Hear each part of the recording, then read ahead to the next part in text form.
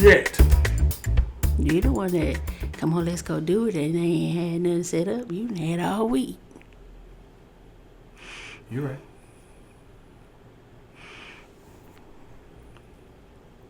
In 5, 4, 3, 2, 1.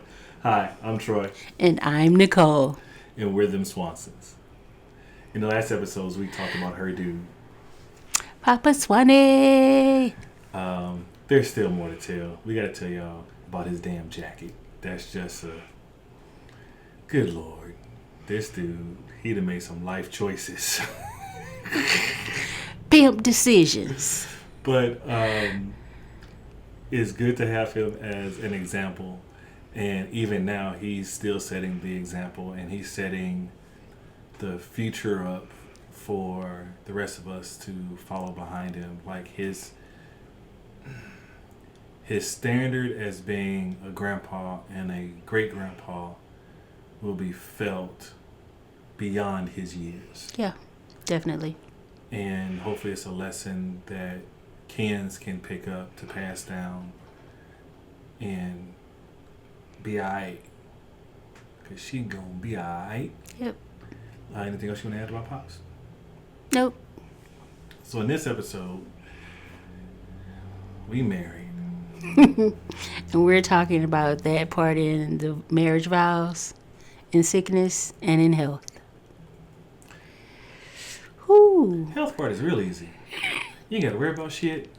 Smooth sailing. Eat all the shit you want. Drink all the shit you want. Water and coffee. And handle your business. And while finances are good, your health is good, your relationship is good, you're not everything's necessarily... great. Yeah, but the relationship is sometimes built on a disagreements to see how you function. And sometimes it's built on the stretching of your relationship.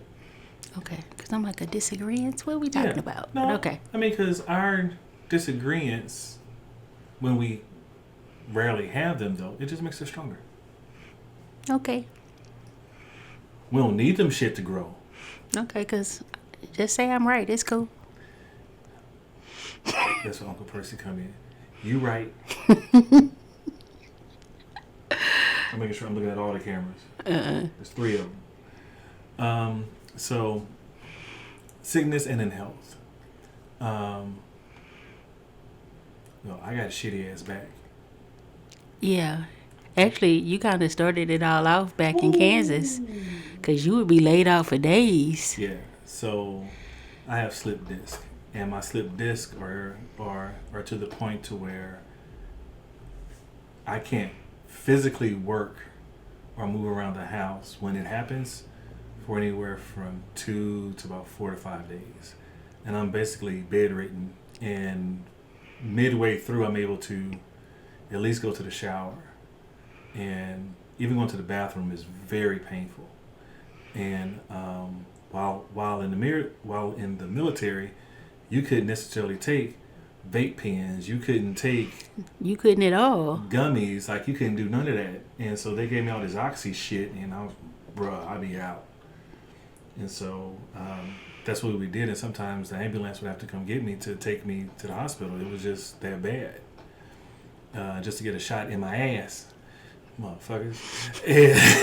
Because it hurt. And so that's where it started, but it still happens today. And that's been since, my back started hurting in 2006, 2007. But it just started rearing its head even more as I got closer towards retirement. And then even when we got out, it's gotten less and less now. Yeah, it has. You haven't had like a real flare in a minute. So Nicole has adjusted our diet, which we went through a phase of me gaining weight while I came out of the military, which we knew was going to happen because I was going to be less active. And so with that, we started with keto. And keto for us was amazing. Like, at first I was like, this is some bullshit. All I can have is some chicken? Nah, player. That was not all you could have. Girl, you was starving a brother. I was not starving you. That's because your diet was trash. Right, consisted of Oreos. You fed me though. I didn't feed you You Oreos. bought them. You asked me to bring them from the store. You're right. I did. Let's see. So with the diet, we slimmed down, got sexy slim, and what we didn't foresee was kidney stones. Yeah, I guess adding more protein to your diet sometimes gives you kidney stones. And I didn't know that, and nobody had told me that, and I had done research and nobody else was saying that. But that's something we were paying attention to. it wasn't anything. It wasn't on the paying side attention. effects at the bottom of the damn screen where it said death. You may lose your left toe. None of that shit was there. So my first episode of kidney stones was I think it was one of them throwing up episodes where I would run to the bathroom and I'm throwing up and then nobody. And even though I'm running past Troy to get to the bathroom and past Desiree's room to get to the bathroom. You mean roommate? and to me, it seems like she should be able to hear me because her bed is on the other side of the wall from the bathroom. But no, nobody hears me. I'm in there dying, thrown up a whole lung and a kidney. You ain't dying. And nobody heard me. You still here. You ain't dying. But, Troy says that I have a high pain tolerance. I'm not sure if that's it, but maybe so. Because I'll lay there and unless I feel like, you know what, I'm probably not going to make it if I don't get up. Because otherwise I'm like, yeah, I'll be good. Mm-hmm. I'm going to just go, let this wear off. It didn't happen. So I was like, yeah, I think we should probably go to the emergency room. Mm-hmm.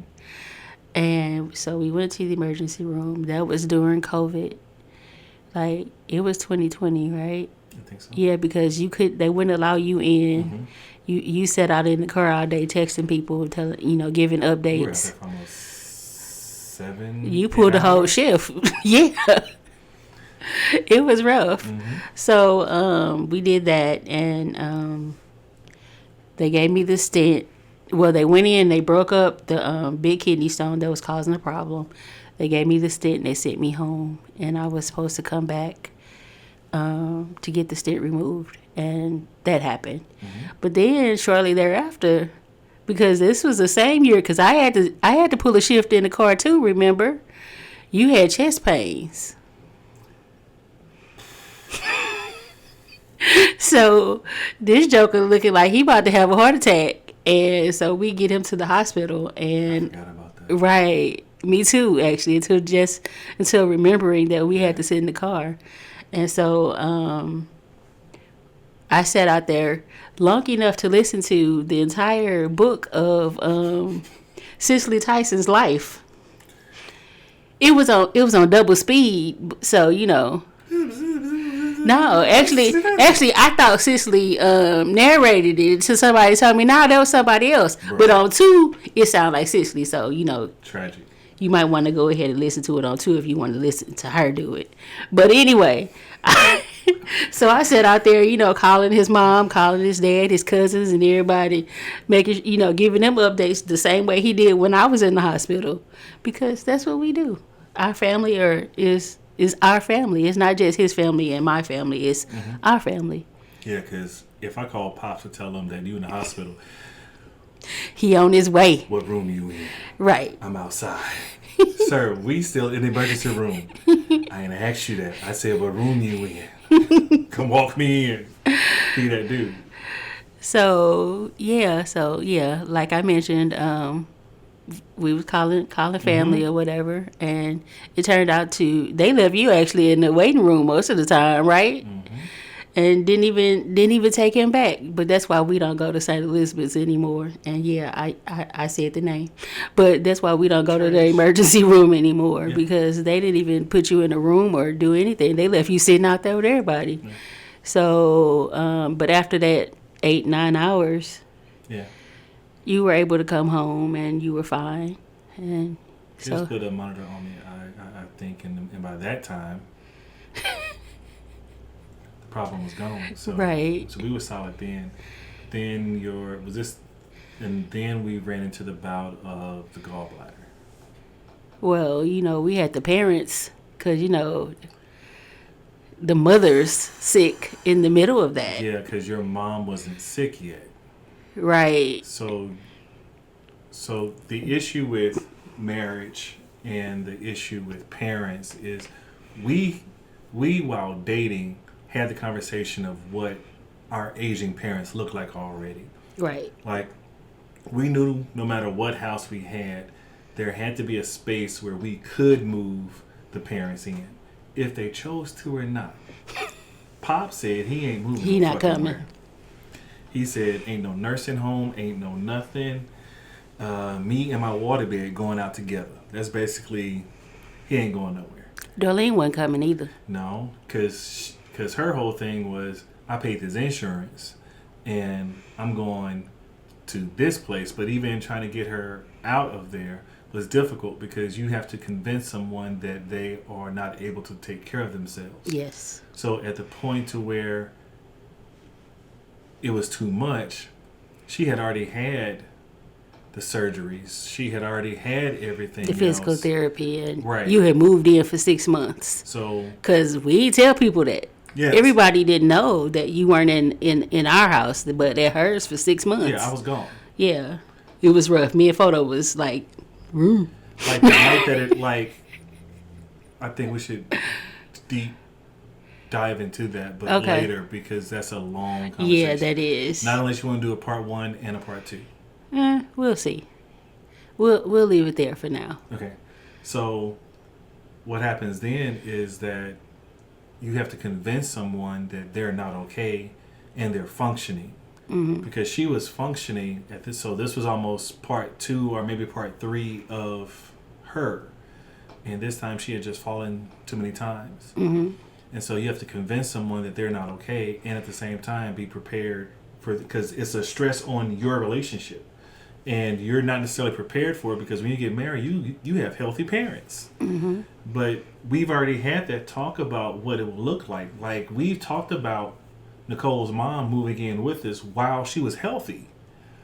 We talked about what, before we bought the house, where she would live, how we would move it, how we would adjust the basement, that if we had a basement, the basement would need to have its own kitchen, its own bathroom. We knew that steps would be a issue, so we needed something that was functioning for her, or have a first floor and a second floor and have a den or a room or even a living room that we built a door on to give her privacy. Like, we already had those conversations of what it would look like. We had already said that your brother Bo was going to come in to help build a actual door for her to have privacy. Like, Right, because the pantry area with the extra pantry on the inside was going to be her bedroom, and the other part was her closet. Yeah. So yeah, we had already worked that out. Which I don't think a lot of people talk about that. But that's important to talk about, what moving somebody in and or moving in one of your kids and on what circumstances do you move them in? Mm-hmm. Because we were sitting in what was supposed to be Tam's room. Mm-hmm. Wish she would have took that now, huh?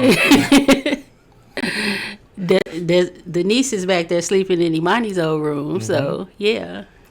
But I'm glad we were wise enough in our relationships to have those conversations already, to where as things happened, we didn't have to have a first talk about it. It wasn't a financial burden for anything. We just naturally knew to have those conversations. I think it's because we were older, and we already knew that our parents were older, mm-hmm. and that they weren't going to be around forever. My dad had already passed, so mm-hmm. we knew what was possible. Yeah, we weren't like snowed on thinking that forever. Right. So then your mom gets sick. And truthfully, weren't they both in the hospital at the same time at that point? My mom and your mom? Mm. Yeah, they were in the hospital at the same time. We was on the struggle bus. So yeah, we were struggling. So your mom ended up having to have treatments every Monday, Wednesday, and Friday. Yeah, she's on kidney dialysis. And at the time, we're retired, so our life is a little bit different. Right. So we have the freedom to move around. Mm-hmm. But at the time, and still now, she's living with your brother. Mm-hmm. And the management of care, we assumed, would have fallen on him, but he had a full-time job. So, which also meant... Does he, though? Yes. That's not a full-time job. On paper. It's not a full-time job on paper. Okay. It's when you get a phone call and he go running. He gone. Yeah. So we had to make a management call of what that would look like. So Monday, Wednesday, and Friday, at first, we were taking her there and we were making her meals to make sure that she was solid. We were doing either we dropped her off or we picked her up. Mm-hmm. Even though she lived in the house with him and this place was around the corner from them. Yeah. Gonna leave that there. Go ahead. So yeah, and I was cooking meals and meal planning and meal prepping and all of that. Mm-hmm. But she decided that she didn't want to eat that stuff no more. She didn't want to be healthy. Yeah, because you were meal prepping like we done bought packages of kits and stuff to separate the runoff juice. Really, the runoff juice? Yeah, because you don't like stuff touching. I don't, but they were containers with dividers. Right, runoff juice. It wasn't runoff juice. But anyway, so I had nice little healthy, delicious meals, and she was like, I don't want that. Right. Fine. And I just totally stopped cooking. You eat what they give you. Right. So then that started happening, and at the same time, Mom was happening at the same time, and trying to manage both. So our faith and our relationship was strong enough at that point to know that this wouldn't break us. Right, but that rubber band was thin. We just knew that it was thin. Right. We just knew that there was going to come a point to where something had to give. Mm-hmm. And Darlene had to give first. Yeah, because we had to set her up to be able to do some things on her own. Yes. So you could come back home. Right. And that wasn't as easy as we thought it was going to be. Well, I never thought it was going to be easy. Yeah. So even from a therapist standpoint, it should have happened faster than what it did. Correct. From that. So then you move forward, and then during that phase, we already did kidney, mm-hmm. gallstones. No, my eye. Your eye was next? Yes. See, there's a lot of shit that's happening. It is. It's a whole lot. So to this day, nobody can tell me what's wrong with my eye, my left eye. I can see. Ooh, that looked real cloudy. But I can see maybe. There's a screen like 2.5 feet right in front of Cole that y'all can see. Hold on. It's right here. And she can't see it. Well, I know the screen is there, but she knows it's functional. Yeah. But there's another one that's behind her that she's not allowed that she can see. Right. So I can see maybe 25% out of it. And now, because of the surgeries, I'm developing a cataract in that same eye. So it has gotten a little worse, which brought me down to the 20%, I guess, 25%. So, and I typically sit on her left side. The struggle was at first getting Troy to stop winking at me. Because I couldn't see out of the eye. So he would walk around and I'm like, bruh, you have not. It was something that you started when I could not see out of the eye. And it is. Girl. And I was like, can you just stop doing that? And so, but I had told myself that I needed to look normal. And that I needed to figure out a way to not have people ask me so many questions about the fact that. Yeah, I only did the patch at home. Well, I did the patch at a couple Sundays at church, but I sat upstairs until the doctor told me that I probably should not wear the patch because then my other eye was gonna get lazy, and then I was gonna look, a little cockeyed. So we stopped wearing the patch. I can't even. Nope, you mention cannot. your friend that I think You they got- cannot. Because there's nothing wrong with her eye. Okay. But anyway, so I stopped wearing the patch. And so, stop. And so, it's weird because, like I said, I try to look normal and I try to look like I'm fine and that there's not an issue. But I have people who roll up on me on my left. I'm trying to tell people stop doing that shit. Because I don't see you coming. And if you know me, I'm the type of person who was, I would say, vigilant. I always knew where I was and I always had an escape plan. So this eye and not really having a peripheral and not really a peripheral. Okay. And not not having the ability to see somebody coming up on me was a problem. Yeah. Like a whole problem. And it was bad for a minute. And then I had gotten to the point where the right eye was starting to do the same thing that the left eye was doing. And I was like, oh my Jesus, I'm going to be blind. And I was not okay. So we started getting shot. Well, even before the shots, like when I was like really struggling, I was at church one Sunday and I went up for prayer and Lady Valencia prayed for me and she was like, whenever I go up to her for prayer, she be looking like, oh my baby, what is wrong? Because I be on the struggle bus, y'all, for real. So she prayed for my mind and for some reason I had never thought to do that because after that I was like, okay, we can do this. Okay. She on point. She do. That's why I won't be going up there. That's why you be going up there. But yeah. I want to be red. But that's between me and God. Stop. So yeah, like I said, after she prayed for me and after she prayed for my mind, I was like, okay, this is what I need to do. This is what we doing.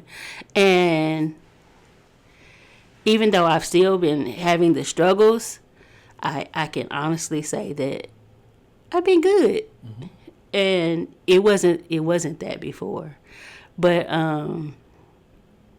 it's still hard. Sickness is a lot because you're not prepared for sickness, especially if you're coming in as two healthy people.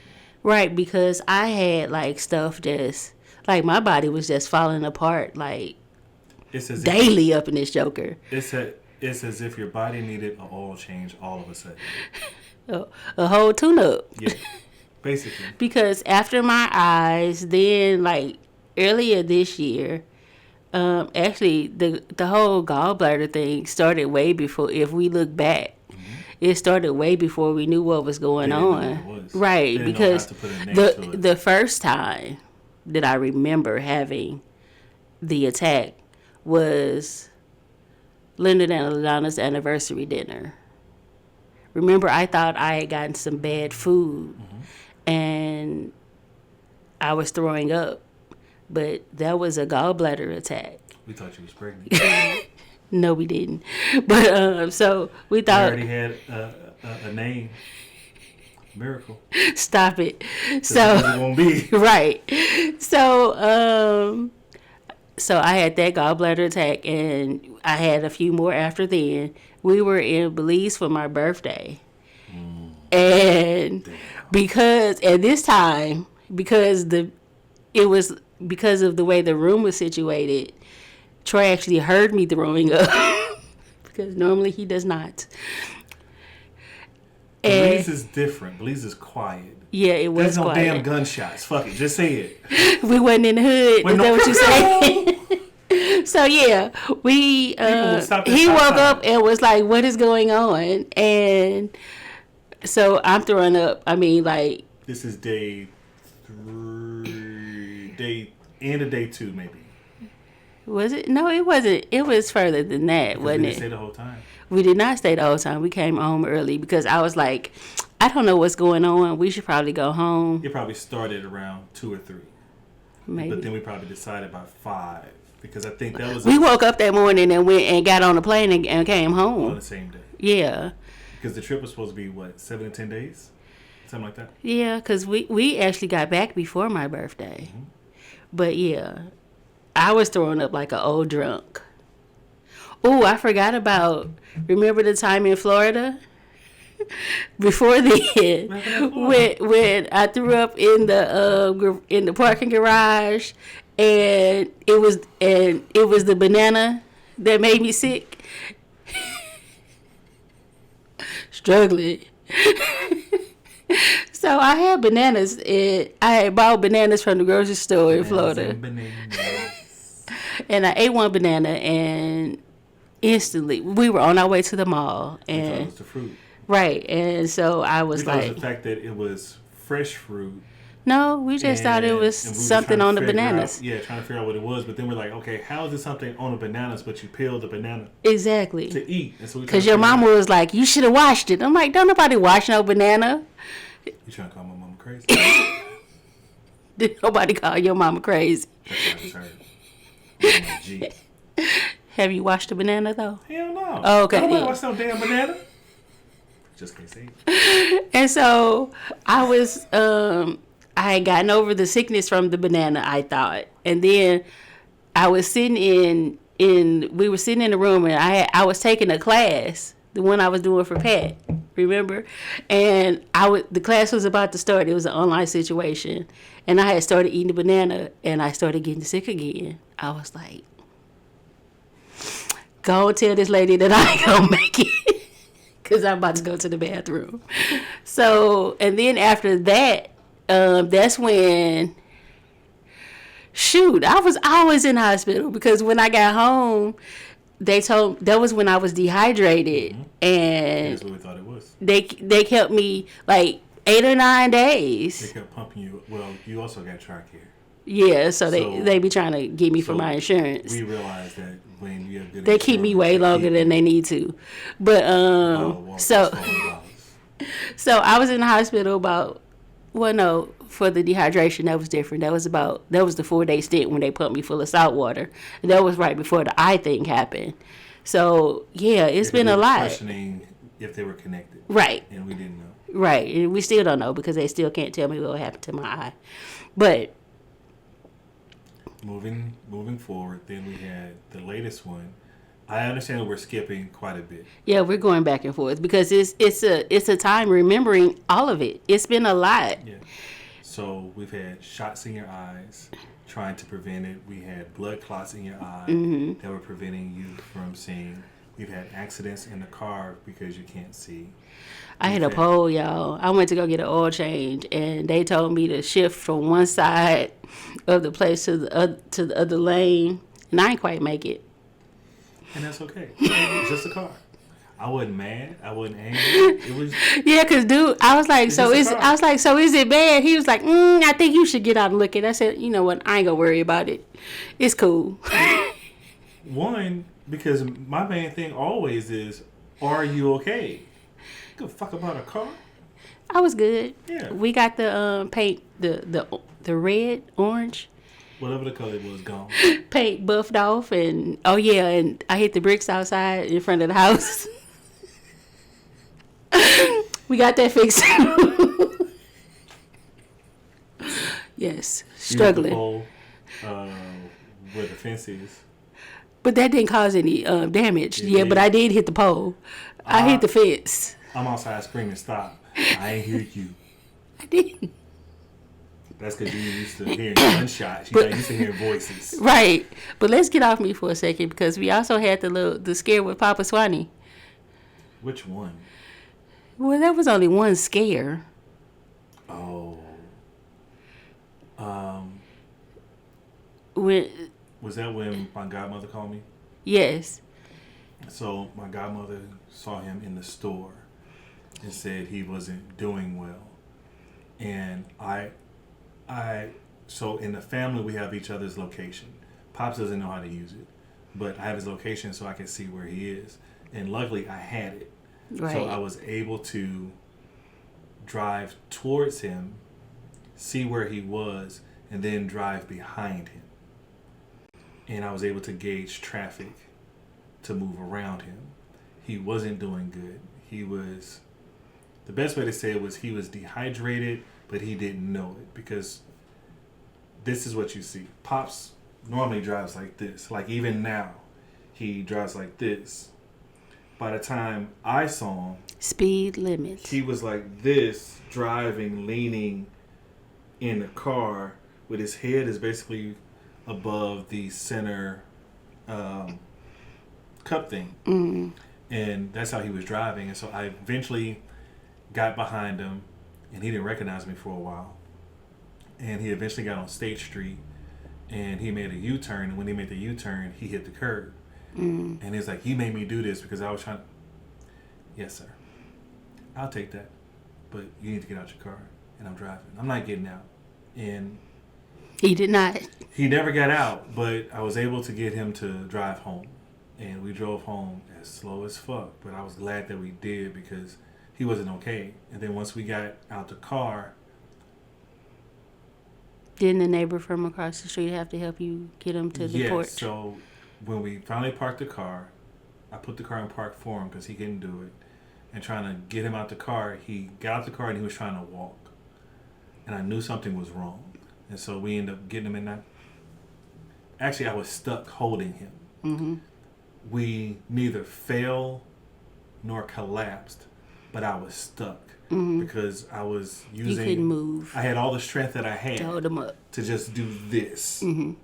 And if I took a step, I couldn't go left or right. Right. But there was nothing left in me. Only thing I could do was just hold it. And I was waiting for somebody to drive by. And luckily the neighbor came home and helped me get him inside the house. We eventually called the ambulance because he wasn't going to go at first. Did we call an ambulance? Yeah. Okay. Yeah, because they took him throughout the front because we were trying to figure out Oh, how yeah, to they get him did. down. So that was a scare.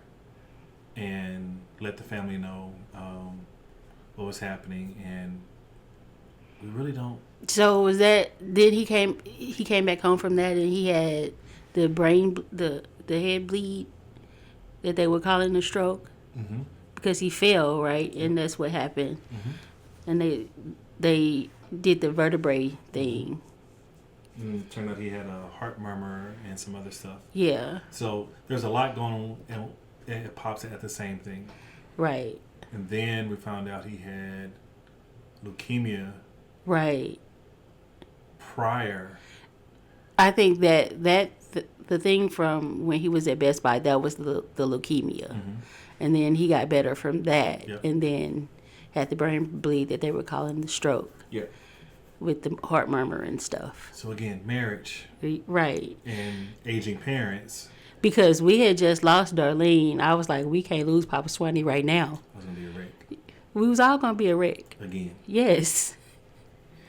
So, like we said, through sickness and in health doesn't necessarily mean just you. Right. Not at all. And so those were difficult times for us, but it stretched our relationship.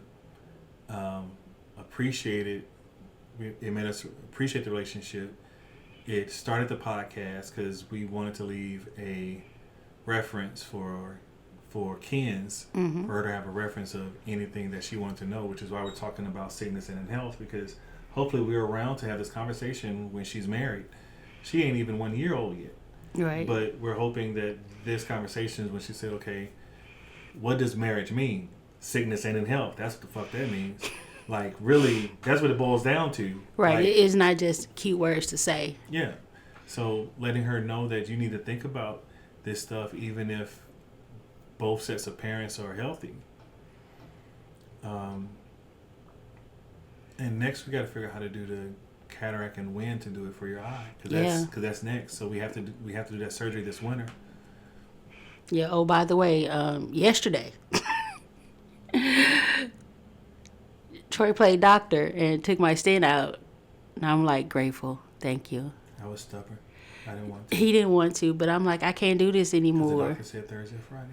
Because Today's I Wednesday. had the first stent Mm-hmm. way longer than I was supposed to have it, because my doctors and the people that were supposed to instruct me on my procedure left out some stuff, and I took medication that I was not supposed to take leading up to the procedure. And So we got there and they sent us home. And so I had to, even though I was not technically even supposed to have the stent in, as long as they told me initially I was going to have it at least 2 more weeks. So I don't know how many of y'all out here who's ever had a stent, but they're not comfortable. And I was worried about, infection and everything else. And yeah, they didn't care. So I went back on Monday to have it replaced. Well, they gave me a temporary one and took out the other stones. And they told me to, leave the stent in there for about 5 days. But okay, so you tell me that the stent is to allow for the kidney stones to come out, but you said that you took them all. Why do I need to wear this stent again?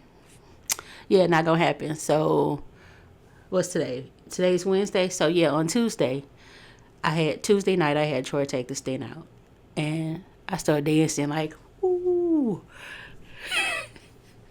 Because it was such a relief to not have it in anymore. So yeah, stent's gone. Hopefully, I don't know what I need to do, but I need to figure out a diet that does not cause kidney stones, because I don't want this to happen again. I can't have the gallstone thing happen again. Oh, we didn't even talk about the gallbladder surgery. But yeah, I've had like what four surgeries this year. Ridiculous. But yeah, we still rolling. We still kicking. Troy's been good, and I'm really appreciative for appreciating him at this point, because even though I don't really like his cooking, he still he what he still makes sure that I'm taken care of, even if he has to like go and pick up something. This was my fix. What fix? My fix was, since you don't like my cooking, this is what I need you to do. I need you to make chicken soup so I can freeze it. So when you get sick, all I have to do is defrost it and cook it and give it to you. Gonna thaw it out. So that I know that you can eat. Because I will go to any fast food restaurant in this damn country if that's what you want. But I know she doesn't necessarily like my cooking. Because hers is better. It's just hands down. But we have the one broth that I get. And all you have to do is put a cup of it in the microwave with a little garlic, a little garlic powder in it, and it's cool. Yes, dear. But he be wanting to put twigs and sticks in there and stuff, so it'd be too much. But yeah, Troy has been great. We take care of each other. We make sure that each other has what we need, and Oreos and chips and holes in a glass of milk. Him and his cookies. That's all I require. And me and apparently my broth. Because it's the simple things. Right. But, there's been times where, when I was in the hospital and we were about to do my gallbladder surgery, he basically had to, give me a shower. I don't see the problem. Well, some people, everybody don't get that. The hell you mean? That's your partner. Right, but we know that everybody don't get that. Then why is that your partner? I don't know. Questions. I didn't choose them. Kens, I need you to be listening to this shit. Right, you have to get somebody that's for real gonna be there for you. It's not just words. And I appreciate the fact that you are. Oh, I love you. I love you too. You're my favorite person. You and Papa Swanee. See, I knew I was going to get good with him. So, we need to end this. Okay, It's a long one. Okay. Yeah, we'll pull some stuff back in later to add it to it so she can have some reference to it. But, yeah, through sickness and in health is a lot, especially when you're not prepared for it, you're not thinking about it. Luckily, we're at we're older when we got married. We've lived and we've been through some things to understand that it's not easy. It's not just getting married. It's way past that. Right. And there's some stuff that has to happen in order to get to year 20. And It's not so we could get to just year take cute 30. pictures on our anniversary and go on trips. It's No. This is work. Yeah. And we realize that in sickness and in health requires you and I to take breaks from the world. Because in between those 4 surgeries, we was traveling. We needed it. We did. We Because I recovered from gallbladder surgery in Florida on the beach. We needed to feel normal. Yeah. And for us, that's travel. Travel is our normal. Travel is what brings us peace. I guess is the best way to say it. And because there's always some water involved. Yeah. The waves get you. No matter which direction we go, that's what we're. Even if it's water on the road and we can't get through.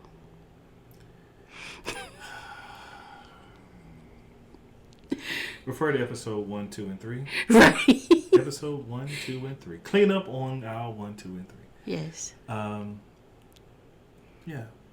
Marriage is a lot. I'm glad I get to do it with you, though.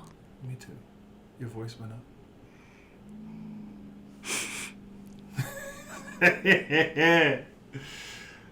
Until the next episode, ladies and gentlemen, thank you for joining us. I'm Troy. And I'm Nicole. Like and subscribe. And do it again. I'm Troy. I'm Nicole. And we're them Swansons. Like and subscribe. Deuces.